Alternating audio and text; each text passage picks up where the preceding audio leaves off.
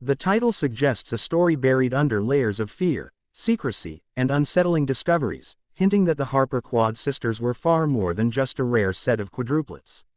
It implies that something about their lives, or perhaps their disappearance, was so disturbing that the truth was avoided or kept hidden by those who knew it.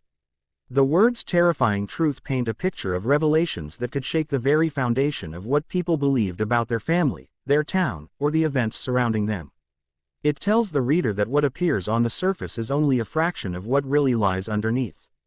The Harper Quad Sisters were once celebrated, admired, and even treated like local legends, but behind the admiration was a growing unease that no one wanted to acknowledge. Their identical appearance brought fascination, yet it was their strange, synchronized behaviors that left many feeling unsettled. They spoke in quiet whispers only they seemed to understand, moved in patterns that felt rehearsed, and were rarely, if ever, seen alone. These habits were brushed off as quirks until small incidents started to raise questions. Their home, an old farmhouse on the edge of town, became part of the mystery as well. Lights flickered at odd hours, faint voices echoed through empty rooms, and visitors swore they heard footsteps even when the girls weren't present. Their parents insisted everything was fine, but their strained smiles told a different story.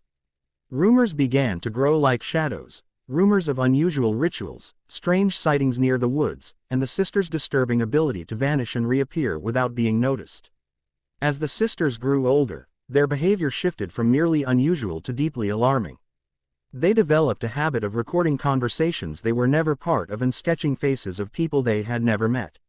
Some claimed the drawings were eerily accurate, even predicting events that had not yet happened. This strange talent frightened even those who once adored them, and the community's admiration slowly transformed into quiet fear. One day, the youngest of the four began telling fragmented stories about a truth that could ruin everything. She claimed they had been raised for a purpose that none of them chose, a purpose tied to their birth and sealed by a decision their parents made long before they understood what it meant. Her sisters silenced her quickly, but the damage was done. People started to wonder what exactly the Harpers were hiding. The sisters' parents avoided all questions, insisting their family was normal, but their sudden reluctance to let the girls leave the house raised suspicions. Teachers noticed the girls withdrawing completely, communicating only with each other, their eyes filled with a fear no one could explain.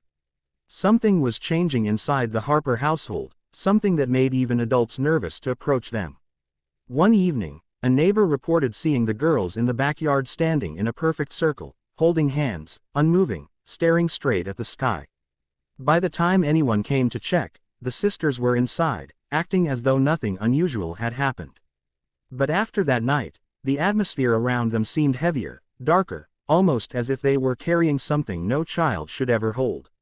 A local investigator tried to look into their background, but every attempt he made was blocked by sealed documents, missing records, and warnings to leave the case alone. The more he pushed, the more resistance he encountered, suggesting that someone powerful wanted the truth buried forever. His final report mentioned only that the truth was beyond unsettling and could cause widespread panic if revealed. The turning point came when the sisters suddenly vanished. Their parents claimed they left voluntarily, but that explanation convinced no one. The house was found in a state of eerie silence, with doors wide open, candles burned down to nothing, and the sisters' room filled with symbols no one recognized. The only clue was a note written in identical handwriting, warning that the truth had finally caught up to them. Search parties combed the woods, fields, and nearby abandoned buildings, but no sign of the sisters was ever found. The town was left shaken, confused, and terrified, unsure whether something had taken them or whether they had run from something even worse. The silence surrounding their disappearance made it impossible to know which version was true. Over time, people whispered that the sisters had uncovered something their parents never intended them to learn. Something ancient, dangerous, and connected to why they were born together. The idea that four identical lives were intertwined with something so dark made even skeptics uneasy. Some believed the sisters themselves were a part of a secret that should never have been exposed. Their parents left town not long after, leaving the farmhouse abandoned. Anyone who entered claimed the rooms still held traces of the girls, mirrors fogged up without reason, faint hums echoing through the halls, and drawings appearing in the dust as though traced by unseen hands. No official explanation was ever released, and the files on the case were quietly locked away. The story of the Harper Quad Sisters grew into a legend whispered in fear, each retelling adding new layers of dread. People avoided the topic, believing that speaking too much about it might invite whatever truth the sisters had tried to escape. Their legacy became a warning that some mysteries are not meant to be uncovered. The title captures the chilling essence of this unsettling tale by hinting at a truth too dangerous to be acknowledged openly.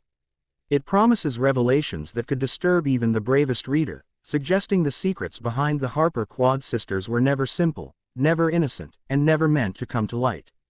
It reminds us that some truths do not set us free, they haunt us. In the end, the terrifying truth is not just what happened to the sisters, but why it all happened in the first place, and why those answers were buried so deeply that no one dared to unearth them again.